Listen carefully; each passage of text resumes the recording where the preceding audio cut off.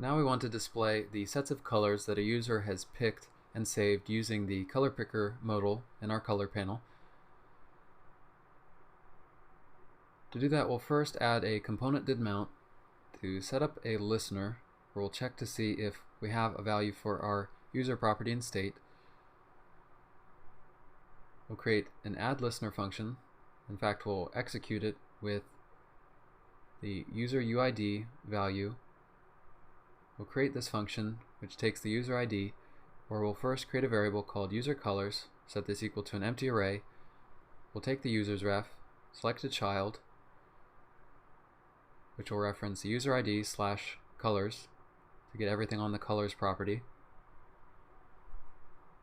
Then we'll add an event of child added, and in the snap callback we'll collect all of the user colors that a given user has selected and put them onto the beginning of the array using the unshift method and pass the snaps value. So if we log what we've collected into our user colors array, we see we only have one set of colors so far in that array,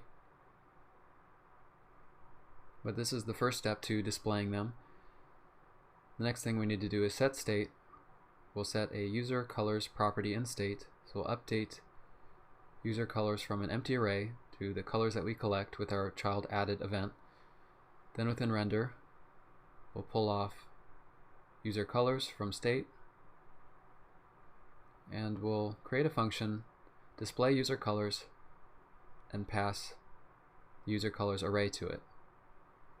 Display user colors will take the colors array, where it'll first check to see that the length is greater than 0 to see that we have colors. Then it'll map over the array, where for each color we're going to display it in a fragment. We're going to pull off the index of the color we're iterating over and set it as the key on the fragment.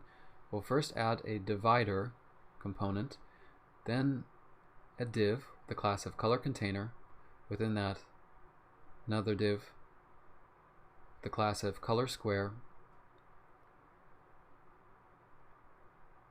and within that a class of color overlay. So this color square div will have a background style set to color.primary, the primary color that we've set for a given pair of colors, and color overlay will have a background set to color.secondary. So now we want to style a kind of custom icon to display both of our colors. So within app.css we'll create a section for colorpanel.js. We'll begin with the color container, and this will have a position relative, an overflow of hidden, a width of 35 pixels, a border radius of 3 pixels to round it a bit. Then we'll have our color square class with a width of 35 pixels, a height of 35 pixels. Then for color overlay, it'll have a width of 85 pixels, a height of 35 pixels, and transform set to rotate 225 degrees. So these styles that we applied to each of the classes will allow us to create a kind of icon, a square icon, that's rounded and includes both of the colors as triangles adjacent to one another. So it's clear that we want to update the app colors with the colors displayed in this icon. We'll add an onClick to the color container div, and we want to execute an action called setColors, which we'll create, and we'll put this on multiple lines. And we need an inline arrow function so that we can pass through the arguments color.primary and color.secondary. So we want to set these colors on global state. So we'll create within our types file a colors action types section. We're going to have our first type of set colors set equal to a string of the same name. Then in our index file of actions,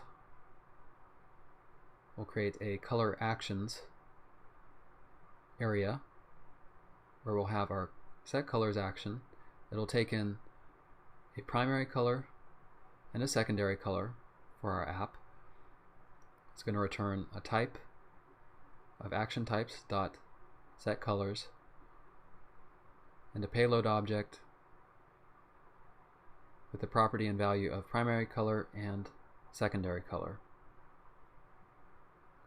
We'll head to our reducers file. We'll create another reducer function. It's going to put its resulting values on this colors property of state. So we'll add that to combine reducers. And once again, our first step will be to create an initial colors state object, which will have an initial value of primary color and secondary color as empty strings. Our colors reducer function will have a default value of state set to initial colors state and the action. We'll switch based on the action type. Our first case will be action types.setColors, where we want to return an object where we're accepting the value of primary color from the action, in particular the action payload, and the value for secondary color from our action payload. And of course we need a default case in case none of our cases are met. So back in color panel, once again we'll need connect, and we'll need the action that we just made, set colors. Then we'll wire everything together at the bottom. Connect, we'll wrap color panel. We'll set map state to props to null and destructure our set colors action. We'll save everything and we'll add one more rule to our color container of cursor pointer to give a little pointer icon to let our user know that this icon's clickable. And once we click on it, we'll open our Redux DevTools.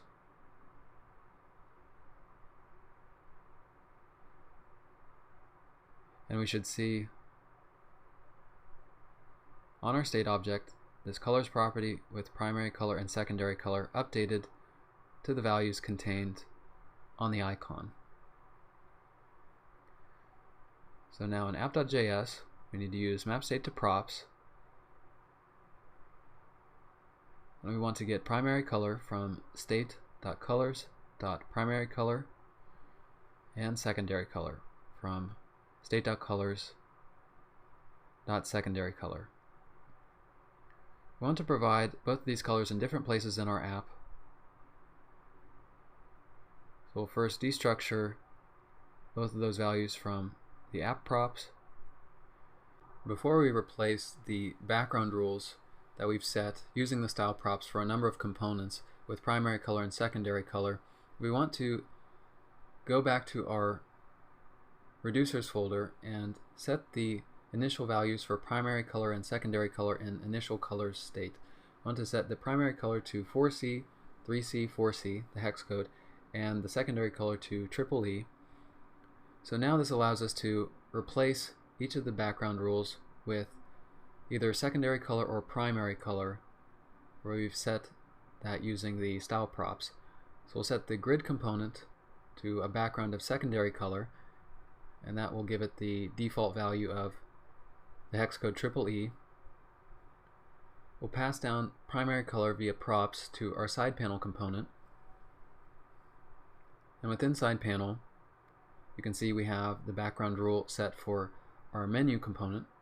So we'll destructure primary color from its props and replace background with primary color. We'll also pass it down to our user panel so that when we navigate to that component, we can change its background rule with primary color and make sure to destructure that from the props object, primary color from props. We can directly set that as a value to background. Now we can save all of those files, and when our page reloads for our app, we should see the initial colors that we've always had for our application, but when we click on the icon, we should see immediately the colors change to the colors that the user set on the icon. So if we choose some new app colors, for example, say this dark red, as well as some green hue, let's say a darker green, we click on save, we should see a new icon with both of those colors. And when we click on that, the primary and secondary colors of our app should change globally.